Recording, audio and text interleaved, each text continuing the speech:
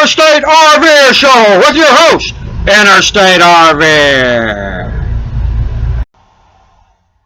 Alright folks, Interstate RVer here.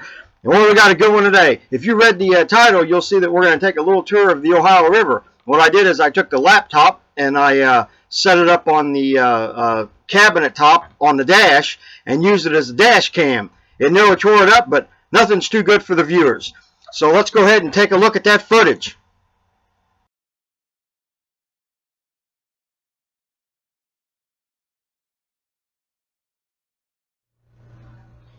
Whew, been a long, hot, and sweaty day, so let's get to it.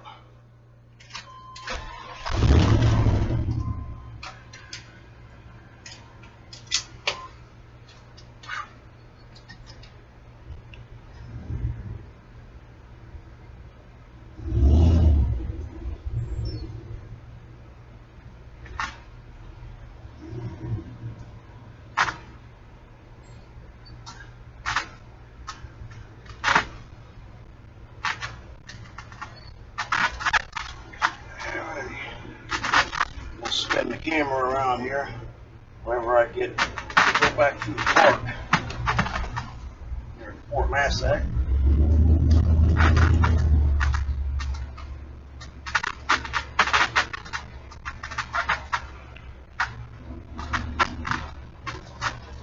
I had some excellent scenes running beside a tugboat pushing some barges up the river there, but and I drove through the park already once, and apparently the batteries have ran out. So that footage is all lost. Now here's the historical marker to tell you what Fort Massac is all about. I'll go ahead and give you about 30 seconds to go ahead and read this because it is kind of long, and then we'll get on with the tour.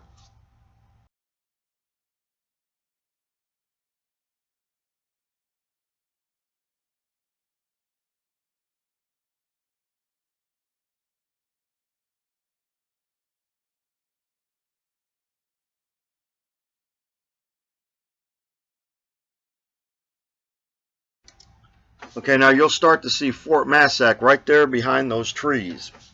And what we're going to do is we're going to go around the bend there, and there's a two-tier scenic overlook to the Ohio River, and that's where we're gonna cruise around to.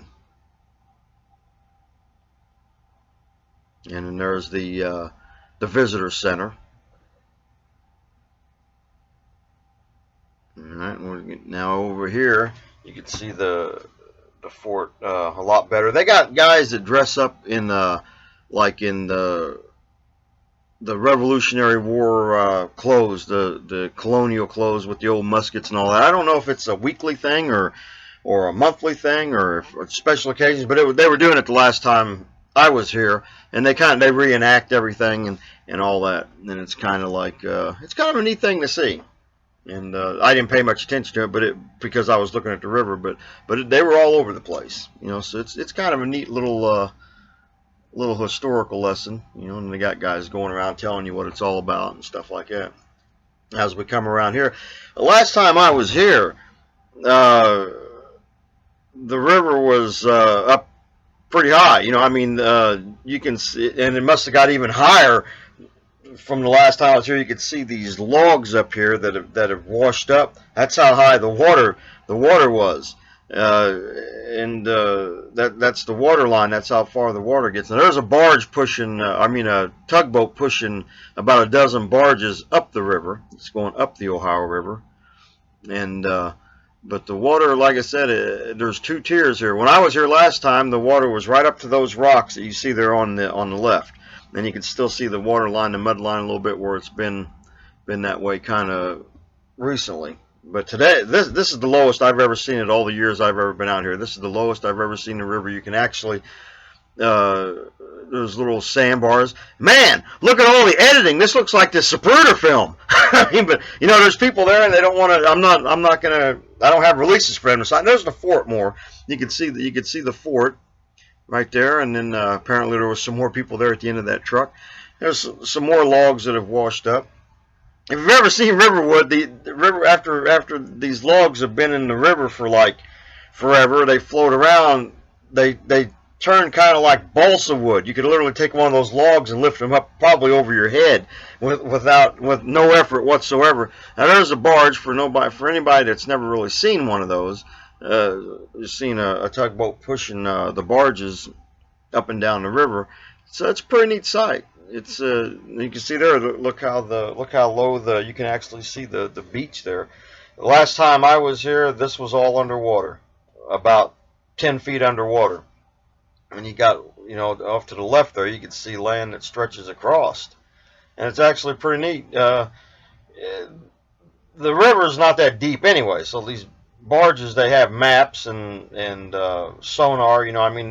There's some places that they have to go around sandbars and stuff. They get, it's not very deep at all. There's the bridge that goes to Paducah, Kentucky, and you can see over there out on the left-hand side, you can see the land that's stretching right across it, right across almost way out there. I've never seen that. That's and it's got lower. They 1 year, I think in Cairo, Illinois, it got so they had a drought. There was places you could walk across the Mississippi, and that was something else. And then there's for a lot of people that's never seen the barges, the tugboats go by. It's pretty neat, pretty awesome sight. Like I said, it's a riverway, so they're coming and going all the time. 24 hours a day. This is, if you probably the longest you'd have to wait to see one is maybe a half hour, but they're going all the time. They're just running back and forth all the time, taking care of those goods. We'll just go ahead and let him. Want to sit here and watch the old riverboat go up there a few minutes. It's kind of a neat little thing to watch. And then there he goes. And looks like I'm starting up and getting ready to pull out here. Getting here in a few seconds. Starting the motor and getting going. There I go. And there's people that come down here all the time for the quiet, God, look at that. Look how low that is. That's amazing. When I was here last time, the water was all up to them rocks right there. It was all up in all there. It was up into the trees, and look how far it was. Look at it wash them logs off. Just about right up to the thing. It's up and down all the time. Up and down all the time.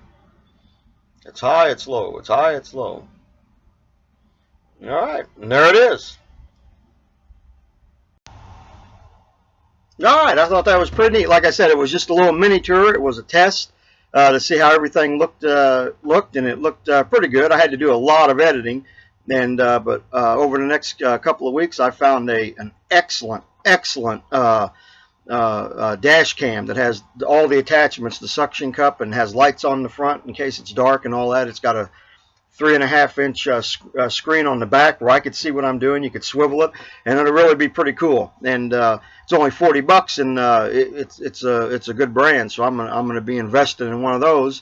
We're gonna start doing a lot more of that, and that's what the show is gonna. That's what the show originally was supposed to be about. And but then I got into I wasn't that good at editing, and I was worried about the people and the license plates. But as you can see on these, I just edited them out. Actually, I told the people, hey, you want to be on TV? And they were like, sure, yeah. And they were waving and everything, and I just edited them out anyway. But I got now where I can do things where I could X out license plates and things like that. I'm pretty creative. I come up with stuff. All right, so I hope you enjoyed that. And like I said, we're not going to leave you there. Let's get on with some Joko of the Day. Joko of the Day. All right. There's this old man and woman couple. They've been married for years. They're like in their 90s. Well, they got some trouble remembering stuff, so they go to the doctor and get checked out.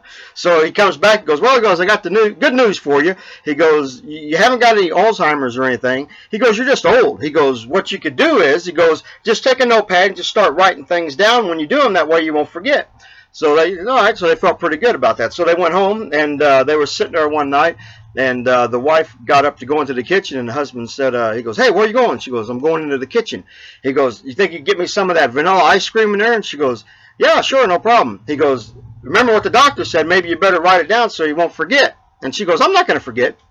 So she gets going a little bit more, and he goes, hey, wait a minute. He goes, can you put some of those nice strawberries on there that we had? And she goes, yeah, I could do that. He goes, well, shouldn't you write it down? She goes, I got it. She goes, a bowl of ice cream, vanilla ice cream with the strawberries on it. So she gets almost into the kitchen. He said, hey, wait a minute. He goes, hold on. He goes, and put some of that whipped cream on there that we got. And he goes, but write it down. She goes, I don't need to write it down. She goes, I got it. She goes, you want a bowl of vanilla ice cream, the strawberries, and then the whipped cream. She goes, I can remember that. So she's in the kitchen, and about 25 minutes later, she comes back into the front room with a big plate of bacon and eggs. And she gives it to her husband. He looks down at the plate of bacon and eggs. He looks up at her. He gets mad. He goes, I told you should have wrote it down. He goes, you forgot my toast. All right, then. That's the show for this week, folks. And remember, sub, share, subscribe. All in any order you want to do, and let's have some. I'll do some more of these videos. We'll make the show interesting, and we'll get things going. We'll have the entertainment that you desire and the entertainment that I want to deliver. So, like I said, watch, subscribe, and share. And I'll see you next week, Toughies. And remember, you're A-okay doing it the interstate way, and it's not jerry-rigging when you do it the interstate way. It's field engineering. All right, folks. I'll see you later. See you next week. Have a good trip. Over and out.